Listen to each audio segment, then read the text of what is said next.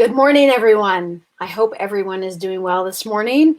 I am so thankful that the sun is going to come out this week because yesterday was a bit of a trying day in our house with just staying inside all day.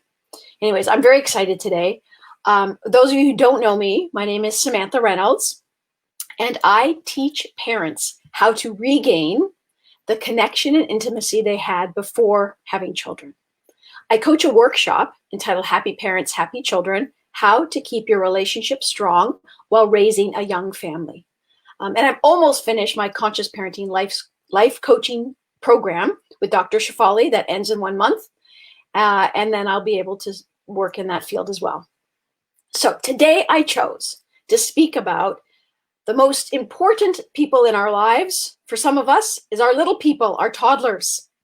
I chose to speak about toddlers, their tantrums, and why their tantrums are important and necessary for brain development. Now, many of you out there have toddlers, I'm sure. I used to have a toddler. He's 10 now. But toddlers are the most authentic people we have. They're the most authentic human beings. They're the most conscious human beings. However, they're also the most misunderstood. So many parents have forgotten clearly what it's like to be a toddler, to be continually learning, to be dependent, and to feel one strong emotion at a time, but not have the tools to be able to self-regulate that emotion. Many adults have forgotten this, and unfortunately in our culture now, and many parents and educators see toddlers as throwing tantrum as a way to push our buttons, as a way to annoy us, as a way to be impolite and rude and to put themselves upon us. However, nothing could be further from the truth.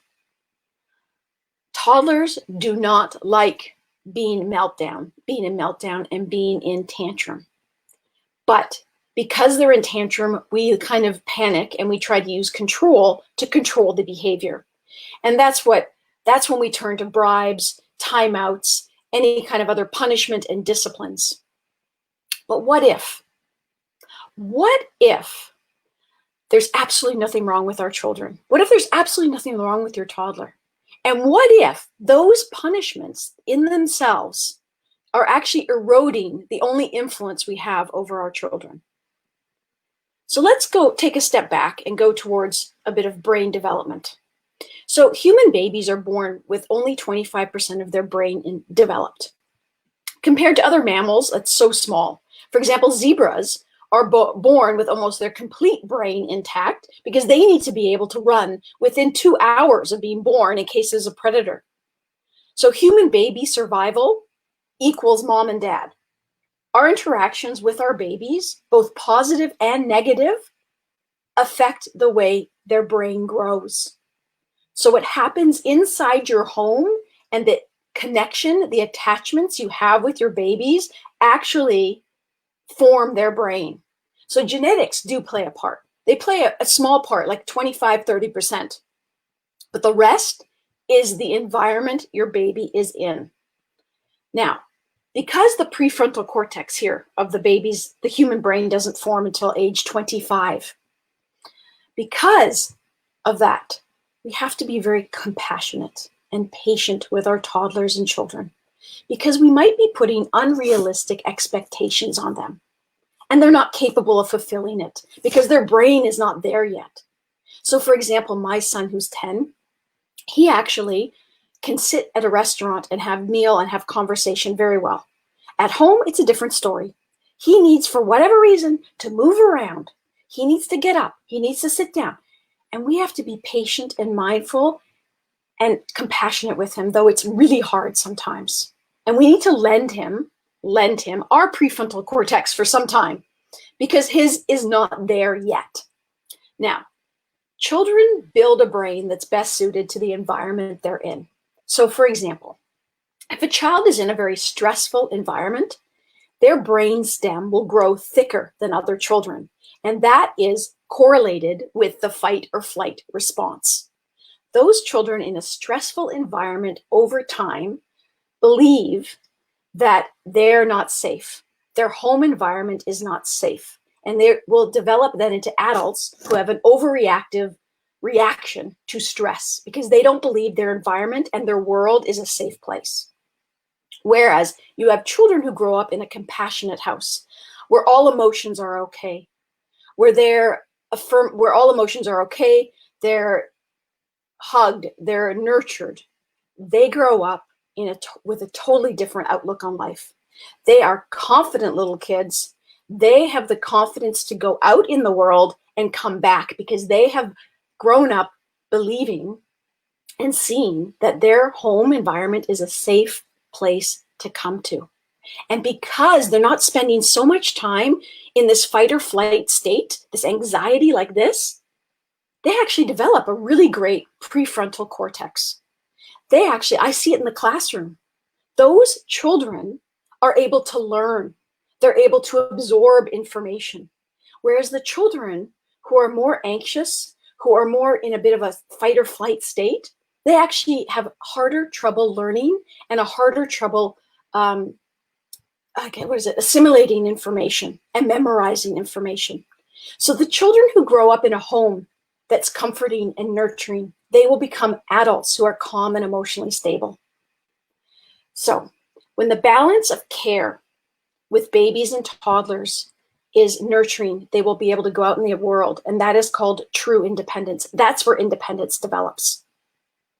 So toddlers, going back to toddlers, they need these tantrums. They build up stress hormones in their little bodies just by living in this world, and they need a way to get it out, but they don't have the skills yet. Their brain hasn't gotten there yet. So Mother Nature has given them the best gift, which is a tantrum. They need to have those tantrums. Imagine if you couldn't have your tantrums, and then you had to stuff it and stuff it and stuff it. Over time, that then will create that fight or flight response, that anxiety, that feeling that I'm not in a safe place. And toddlers don't enjoy this. They really don't. They don't do it to manipulate us. They don't do it on purpose. They can't do it any other way right now. So try to think of it when your toddler's having a tantrum. It's not a matter of if, it's like when. Probably, right? They probably have at least one every day. Look at it more with curiosity. How can I connect with them right now? What do they need from me right now? And how can I support them right now? If they will allow you to hug them, hug them. If they're not comfortable with that, just sit by them. Let them know they're safe, all their emotions are okay, and you're there for them. Even my child, who's 10 right now, will have a tantrum. He'll have a meltdown. He'll go to his room, and I'll go up there. And if he doesn't want to be touched, I'll just tell him, you know what? If I'm here, I'm just going to wait until you're ready to talk. And if you don't want to talk, that's fine. But I'm here, and you're safe here. So don't dread the tantrums. If anything, look almost forward to it because it's a way of connecting. So in Dr. Gottman's emotion coaching, the first rule of thumb is to connect. Connect with your child when they're in emotional state. Because when they're really flooded, they're in the right side of the brain. Am I right? They're in the right side of the brain, and they can't problem solve. They can't hear words, but they will remember. They will remember that you're emotionally there for them. They will see that you're there for them. You are their emotional compass. So if your toddler or child's having a tantrum and their emotional intensity is up here, you need to come in down here.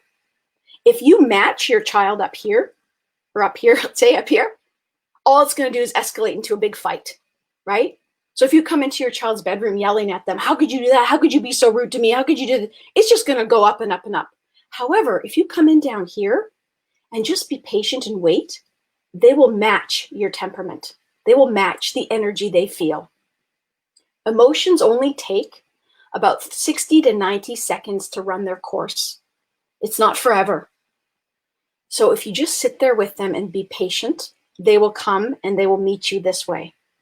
Now, remember, please, tantrums are healthy, tantrums are normal, and they are meant to happen, even if they embarrass you, because as a parent, they totally embarrassed me. My son's at the playground. He's throwing sand at all the other kids' faces. He's not sharing toys. He's coloring at home on the walls. He's putting stickers wherever he wants to. He's doing all these things. But remember, they're being guided by their inner voice, by their inner spirit. And it's not a reflection on you as a parent. It is not a reflection on your child. It is natural and it is normal. But by accepting all emotions, creating a safe place for your child, they will grow up to be confident, capable little human beings. So years from now, your toddler won't remember what you said to him or her when they're in an emotional state. They won't remember what you said, but they will remember how you made them feel. I just have notes here. So meet your children's emotional needs and be there for them when they need it. Do not send them to timeouts. Please, timeouts are basically telling your child that those big emotions aren't allowed in this house. Those big emotions aren't good emotions, they're bad emotions. So when your toddler is having a big emotion, that's when they need you the most. So if you send them away, you're basically shutting them out, saying, I can't deal with you with your big emotion. You go deal with it on your own. It's very unhealthy for development. Please ditch the punishments. Please ditch the timeouts. They don't. All they do is teach your child to keep their emotions hidden and suppressed, and they teach your child that those emotions aren't acceptable, and that leads to unhealthy development as they get older. I grew up in a home like that, and I can tell you firsthand that it is really not healthy. And after years of therapy, then I figured it all out, right? But ditch those timeouts. So again, please remember, when your toddler is having a tantrum, watch it with curiosity. If it upsets you, try to take a deep breath, observe with curiosity, and take that opportunity to connect with your child. Let them know that it's all okay, that you're there for them, and they're okay and they're safe. And also give them words if they need some words. So if they're old enough, give them the words, which many of you probably do already. I see you're sad. Daddy has to go to work. You're crying now. Yes, your sister broke your toy. Empathize with them and connect with them. Okay, thank you so much for listening today. I hope you found this helpful. I thought I would talk about our little people today, which I really connect with. I love them. I've taught them in the classroom for a long time. I love them. Anyways, also, I am very excited to announce, I just want to let you know that I opened my first Facebook group, a community, and I'll put a link in the description. I'd love all you parents to join me in my community so we can discuss parenting and couples and make sure we raise our children the best we can, because the greatest gift you can give your child really is a strong relationship between you and your partner, but also between you and them. So thank you so much. I'm not sure what I'm going to speak about next week. If you have any suggestions, please let me know, and have a wonderful day, and take care of yourselves all right now. Bye. See you soon.